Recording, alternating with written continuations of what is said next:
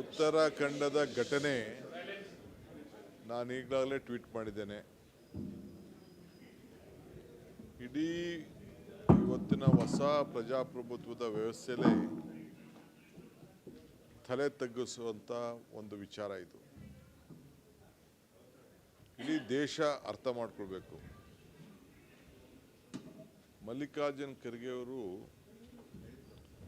ಬರೀ ಒಂದು ವಿರೋಧ ಪಕ್ಷದ ನಾಯಕರಲ್ಲ. ಅವರು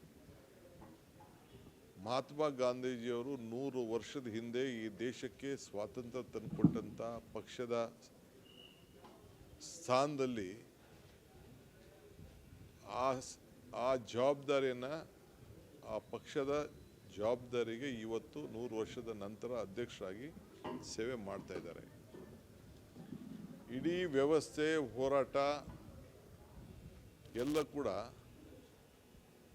ಇಂಥ ಒಂದು ಸಮಾಜಗಳಿಗೆ ಅವಮಾನ ಆಗಬಾರ್ದು ಅಂತಲೇ ಬಾಬಾ ಸಾಹೇಬ್ ಅಂಬೇಡ್ಕರ್ ಅವರು ಹೋರಾಟವನ್ನು ಮಾಡಿ ನಮಗೆ ಈ ಸಂವಿಧಾನಕ್ಕೆ ಒಂದು ಹೊಸ ರೂಪವನ್ನು ಕೊಟ್ಟರು. ಇಡೀ ನಾಗರಿಕ ಸಮಾಜ ತಲೆ ತಗ್ಗಿಸುವಂಥ ಒಂದು ಕೆಲಸ ಇವತ್ತು ನಡೆದಿದೆ. ಜಾತೀಯತೆ, ಕೋಮುವಾದಿ ಇವೆಲ್ಲ ಕೂಡ ನಮಗೆ ಹೇಳ್ಕೊಳ್ಳೋಕ್ಕೆ ನಾಚಿಕೆ.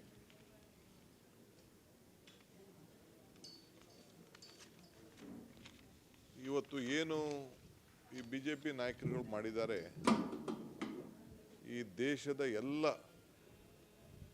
ದಲಿತರಿಗೆ ಆಗಿರೋಂಥ ಅವಮಾನ ಎಲ್ಲರಿಗೂ ಕೂಡ ತಲೆ ತಗ್ಗಿಸುವಂಥ ಒಂದು ವ್ಯವಸ್ಥೆ ಆಗಿದೆ. ಸೊ ಪ್ರತಿಯೊಬ್ಬರು ಕೂಡ ಭಾರತೀಯರಿಗೂ ಮಾಡಿರೋಂಥ ಒಂದು ದೊಡ್ಡ ಅವಮಾನ. ಇದಕ್ಕೆ BJPಯ ನಾಯಕರು, ದೇಶದ ಪ್ರಧಾನಮಂತ್ರಿಗಳು ಅವರೆಲ್ಲ ಕೂಡ ಇದನ್ನು ಯಾವುದಾದ್ರು ಅವರ ಪಕ್ಷದ ನಾಯಕರುಗಳಿಗೆ, ಮಂತ್ರಿಗಳಿಗೆ ಆಗಿದ್ದರೆ ಯಾವ ರೀತಿ ವರ್ತನೆ ಮಾಡ್ತಿದ್ರು ಅನ್ನೋದನ್ನು ಈ ಸಂದರ್ಭದಲ್ಲಿ ಅವರೇ ಇದನ್ನು ಹೇಳಬೇಕಾಗ್ತದೆ. ಸೊ ಅದರಿಂದ ಅವ್ರಿಗಾಗಿರೋಂಥ ಅವಮಾನವನ್ನು ನಾವು ಯಾರು ಕೂಡ ಸಹಿಸಲಿಕ್ಕೆ ಸಾಧ್ಯ ಇಲ್ಲ.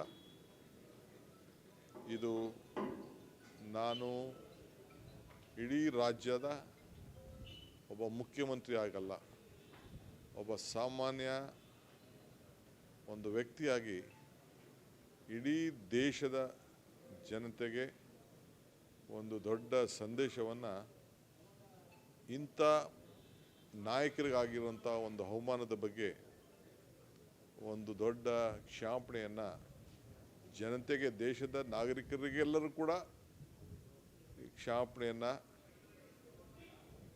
ಕೇಳಬೇಕಾಗ್ತದೆ.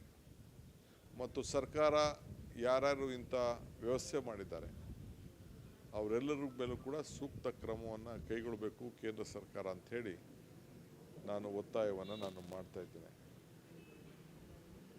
ಸರ್, ನಡ್ಡಾ ಅವರು ಒಪ್ಕೊಂಡಿದ್ದಾರೆ, ಇದ್ರ ಬಗ್ಗೆ ತನಿಖೆ ಮಾಡ್ತೀವಿ ಅಂತ ಸದನದಲ್ಲಿ ಹೇಳಿದ್ದಾರೆ. ತನಿಖೆ ಏನಿದೆ, ಎಲ್ಲ ಚಿತ್ರಗಳೆಲ್ಲ ಈಚೆ ಬರ್ತಾ ಇದೆ. ತನಿಖೆ ಮಾಡಿ ಏನು ಸುಖ? ಕ್ರಮ ಕೈಗೊಳ್ಬೇಕಷ್ಟೇ. ತನಿಖೆ ಏನು ತನಿಖೆ ಮಾಡ್ತಾರೆ? ಫಸ್ಟು ಚೀಫ್ ಮಿನಿಸ್ಟರ್ಗೆ ರಿಸೈನ್ ಮಾಡೋಕ್ಕೆ ಹೇಳಿ. ಆ ರಾಜ್ಯದ ಚೀಫ್ ಮಿನಿಸ್ಟ್ರು, ಕಾರ್ಯಕರ್ತರು ಅವ್ರಿಗೆಲ್ಲ ರಿಸೈನ್ ಮಾಡೋಕ್ಕೆ ಹೇಳಿ ಅವ್ರ ಮೇಲೆ ಏನು ಶಿಕ್ಷೆ ತಗೋಬೇಕು ಶಿಕ್ಷೆ ಕೊಡಲಿ.